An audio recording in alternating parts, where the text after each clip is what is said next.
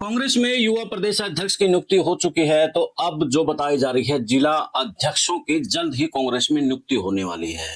तो वहीं साथ में प्रदेश अध्यक्ष की नियुक्ति भी होने की संभावना है। तो जिला अध्यक्षों की तौर पर बात करें तो हाल फिलहाल चाहे जींद की बात करें, चाहे कैथल की बात करें, चाहे कुरुक्षेत्र की बात करें, अब वहां पर जातिगत समीकरण के साथ जो पिछड़ा वर्ग को लेकर के मुहिम राहुल गांधी ने चलाई हुई है, उसका भी कहीं ना कहीं हरियाणा में जो खास तौर पर ओबीसी समाज है वो देख रहा है कि क्या अब राहुल गांधी जो कह रहे हैं उसको इम्प्लीमेंट करेंगे या फिर नहीं करेंगे। इसके साथ में जो चौधरी हैं वो भी यही देख रहे हैं कि भाजपा है जो हाशिए पर धकेल रही है, तो ऐसे में क्या कांग्रेस अब हमारा राजनीतिक वजूद को बचाएगी। तो दूसरी तरफ दूसरी जो चाहे रोड बिरादरी है, चाहे बिश्नोई बिरादरी है, तो वो कितना बैलेंस जिला अध्यक्ष में बना पाती है, वो भी देखने वाली दिलचस्प बात रहेगी। तो वहीं एससी कम्युनिटी में जिस प्रकार से अब दमन बीजेपी कर रही है, तो वह अब एससी कम्युनिटी भी सोच रही है कि कहीं ना कहीं अब जिला अध्यक्षों में हमारी प्राथमिकता होगी। तो क्या कुछ होगी, आज कुछ जिलों को लेकर के हम विश्लेषण लेके आए हैं और कोशिश करेंगे आगे भी कि और दूसरे जो जिलों की जानकारी जुटाएं और आप तक पहुंचाएं। तो सबसे पहले बात करें जींद की, और जींद वैसे तो जाटों का गढ़ कहा जाता है, लेकिन प्रॉपर जींद विधानसभा की बात करें तो यहाँ से जो चुनाव जीतता आया है वो ज्यादातर पंजाबी समुदाय या फिर अग्रवाल समाज से जीतता आया है। और अब यहाँ पर जो विधानसभा है जिसमें नरवाना है, उचाना है, जुलाना है और सफीदों है, यहाँ पर जाट गढ़ होने के बावजूद यहाँ पर बीजेपी ने सेंध मारी है। तो अब की बार कांग्रेस के लिए कहीं ना कहीं और भी चुनौती है समीकरणों को देखते हुए कि जाटों के गढ़ में बीजेपी की जो सेंध मारी हुई है। तो जिला अध्यक्षों की नियुक्ति, दोस्तों जिला अध्यक्षों की नियुक्ति बड़ी महत्वपूर्ण है, क्योंकि जिला अध्यक्ष ही कांग्रेस को अब उठाने का काम करेंगे। कांग्रेस में अगर कोई कमी है ना, वो सबसे बड़ी कमी यही है कि वो माइक्रो लेवल पर काम नहीं कर पाती है। जो बात, जो धरना, जो आंदोलन खड़ा हो किया जाता है वो माइक्रो लेवल पर यानी कि ग्राउंड स्तर पर उठाया जाता है। तो उसी ग्राउंड स्तर को उठाने के लिए राहुल गांधी अब जो कार्यक्रम गुजरात से चलाया था, तो उसको अब आगे बढ़ाने के लिए जिला अध्यक्षों की नियुक्ति जारी की है। उसमें जो अब जींद की बात कर रहा था मैं, तो जींद में जो नाम हाल फिलहाल बताए जा रहे हैं, जिनमें रघुवीर भारद्वाज, सुभाष गंगोली, सतबीर दबलैंड और इंद्र सिंह जाजनवाला, ये नाम बताए जा रहे हैं।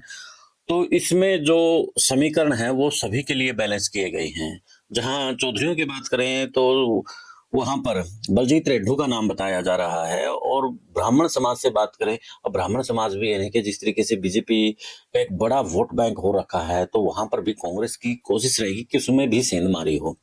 तो वहां पर जो प्लानिंग बताई जा रही है कि रघुवीर भारद्वाज का नाम बताया जा रहा है, तो वहीं सुभाष गंगोली जो कि पहले विधायक भी रही हैं, सतबीर दबलैंड जो कि कांग्रेस से चुनाव लड़े भी हैं, और इसके साथ में इंदर सिंह जाजनवाला। अब जो बलजीत सिंह रेड्डू है वो हुड्डा गुटका रहा है, और उन्होंने टिकट के लिए भी अपनी बड़ी दावेदारी की हुई थी, लेकिन उन्हें टिकट नहीं मिली थी। तो इसके साथ में सतबीर दबलैंड की बात करें, वो एससी कम्युनिटी से आते हैं, और रविदास समाज में मजबूत वोट बैंक होने के कारण से अब की बार कांग्रेस कहीं ना कहीं बैलेंस बनाने के लिए कई जिला अध्यक्षों में रविदास समाज की भी अहम भूमिका दे सकती है।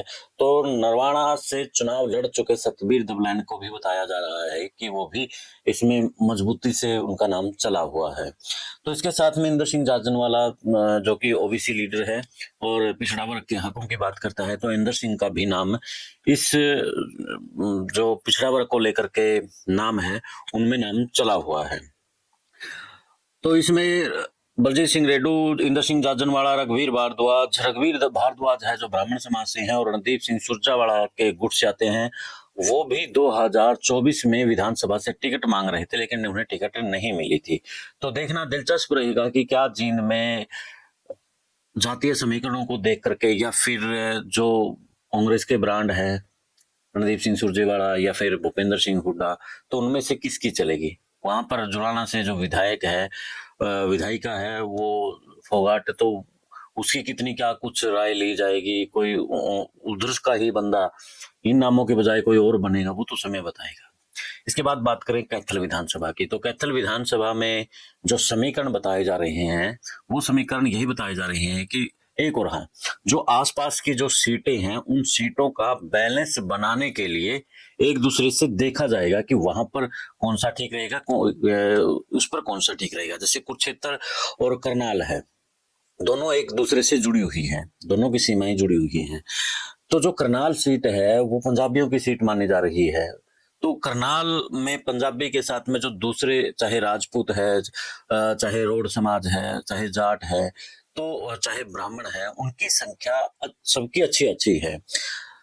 तो करनाल में सेंधमारी के लिए कांग्रेस वहां पर ब्राह्मण समाज को भी दे सकती है, वहां पर राजपूत समाज को भी दे सकती है, क्योंकि राजपूत समाज कहीं और क्लेम शायद नहीं कर सकता जितना करनाल में कर सकता है। और मजबूती से जो नाम बताया जा रहा है कि वहां पर दो नाम, एक चाणक्य का बताया जा रहा है, दूसरी तरफ वीरेंद्र राठौड़ का, यानी कि ब्राह्मण समाज का, और दूसरी तरफ है जो राजपूत समाज का। तो राजपूत समाज की भी एक भागीदारी रहती है बड़ी बीजेपी की तरफ। तो बीजेपी से वो वोट कांग्रेस की तरफ शिफ्ट करने के लिए वीरेंद्र राठौड़ भी कहीं ना कहीं मजबूत है। तो ऐसे में वीरेंद्र राठौड़ भी बनने की संभावना है, चाणक्य की भी बनने की संभावना है, क्योंकि चाणक्य कांग्रेस का एक पुराना लीडर है। हालांकि अब की बार कांग्रेस ये कह रही है कि हम भागने वाले घोड़े तैयार करेंगे। अब भागने वाले घोड़े में पुराने लेंगे या फिर नए लेंगे, वो रेस के घोड़े लेंगे। तो कौन से लेंगे वो तो समय बताएगा। जो चाणक्य के साथ में वीरेंद्र राठौड़ का नाम चला हुआ, इसके साथ में दूसरे जो वर्ग है उनका भी नाम है, जिनमें करनाल में राजेश वैद्य, भूपेंद्र सिंह लाठर का भी नाम चला हुआ है। राजेश वैद्य जो कि नीलोखेड़ी विधानसभा से आते हैं और वो भी एससी कम्युनिटी से हैं, और बीजेपी के गढ़ को तोड़ने के लिए कहीं ना कहीं जो एससी कम्युनिटी का जो वोट बैंक है उसको साधने के लिए वहां पर भी खेल कर सकते हैं। तो ऐसे में राजेश वैद्य के साथ में भूपेंद्र लाठर का भी नाम चला हुआ है कि क्योंकि जो जाट बेल्ट है इस तरफ शायद ओबीसी एससी को दे, और जहां पर दूसरे वर्ग है वहां पर नॉन जाट, जिसे हरियाणा की राजनीति में बोलते हैं, वहां पर शायद जाट का सिस्टम फिट करे ताकि बीजेपी को कमजोर किया जा सके और माइक्रो लेवल पर काम किया जा सके। तो इसके साथ में अब बात करें कैथल विधानसभा की। कैथल विधानसभा में रणदीप सिंह सुरजेवाला का गढ़ है, रणदीप सिंह सुरजेवाला की राजनीति वहां पर है। तो ऐसे में कहीं ना कहीं उसको अनदेखी कांग्रेस हाईकमान नहीं करेगा। तो वहां पर जो नाम चले हुए हैं वो मजबूती से श्वेता ढोल का नाम चला हुआ है, तो वही सुरेश रोड का भी नाम मजबूती से चला हुआ है। सुरेश रोड कांग्रेस प्रवक्ता होने के साथ साथ में पार्टी की गतिविधियों में वो सबसे आगे रहने वाला है। पिछले दिनों जब नगर पालिका के चुनाव हुए, और नगर पालिका के चुनाव में उसने कमाल तब कर दिखाया था जब पुंडरी में उन्होंने बीजेपी को जीतने नहीं दिया था, जबकि बीजेपी वहां पर मजबूत थी, क्योंकि वहां पर सतपाल झांबा वहां से विधायक बना था, बावजूद वहां कांग्रेस जीत गई थी। और जो चुनाव की रणनीति बनाई गई थी, रूपरेखा बनाई गई थी, वो सुरेश रोड के नेतृत्व में ही बनाई गई थी। सुरेश रोड के नेतृत्व में ही चुनाव जीता गया, ऐसा वहां के कांग्रेस कार्यकर्ताओं ने बताया है। और जो सुरेश रोड है उसका 2024 में टिकटों को लेकर के नाम भी चला था कि रोड समाज को एक सीट तो कम से कम दी जाए। तो हालांकि फिर उनकी जगह नाम दूसरा जो जड़ोला था, सुल्तान जड़ोला, उसको टिकट दे दी गई थी और सुरेश रोड वहां चुनाव नहीं लड़ पाए थे। तो अब बताया जा रहा है कि जिस तरीके से रोड बिरादरी की करनाल और कैथल में अच्छे बिरादरी उनकी संख्या है, तो उन्हें जिलाध्यक्ष बना सकते हैं। करनाल में संख्या बेशक से 2-3 विधानसभा में हो, लेकिन जो असली रस दिखाती है वो पुंडरी का रोड समाज दिखाता है, और यहीं से कहीं विधायक लगभग बनते नजर आते हैं। तो साथ में जो विधानसभाओं का भी कनेक्शन है, फिर जो उसके लगते, चाहे कैथल है, उसके लगते दूसरी जो विधानसभाएं हैं, उन पर असर कहीं ना कहीं पुंडरी विधानसभा डाल सकती है। तो अब देखना दिलचस्प यही रहेगा कि क्या श्वेता ढुल बनेगी या फिर सुरेश रोड बनेगी।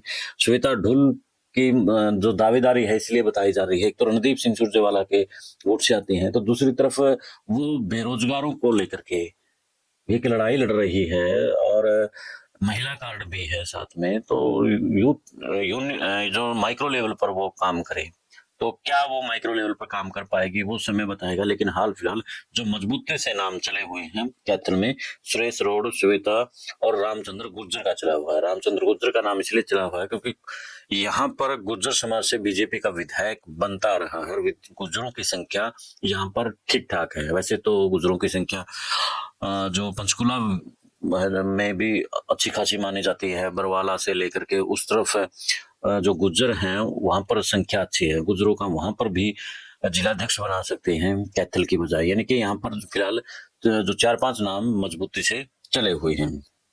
वहीं कुरुक्षेत्र की बात करें, कुरुक्षेत्र जो जिला है, कुरुक्षेत्र जिला के अंदर पीछे जो विधायक थे मेवा सिंह और जो अब विधायक हैं थानेश्वर से अशोक अरोड़ा भी अपनी मजबूती दिखा चुके हैं चुनाव जीत करके कि मैं यहाँ पर मजबूत हूँ। हालांकि देखना दिलचस्प यही रहेगा कि जिलाध्यक्ष की नियुक्तियों में वो अपनी कितनी चला पाते हैं, ये समय बताएगा।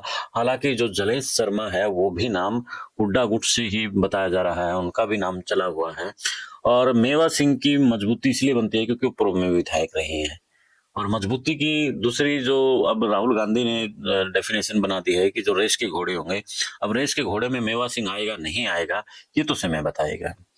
तो इसके साथ ही फिलहाल तक दें ब्रेक क्योंकि वीडियो लंबी हो जाएगी और जिलों का जो ताजा अपडेट क्या होगी जिला अध्यक्षों को लेकर के, उसके लिए जुड़े रहें द इनसाइडर मीडिया के साथ। मिलते हैं फिर एक नए मुद्दे के नए विश्लेषण के साथ। जय हिंद, जय भारत, जय हरियाणा।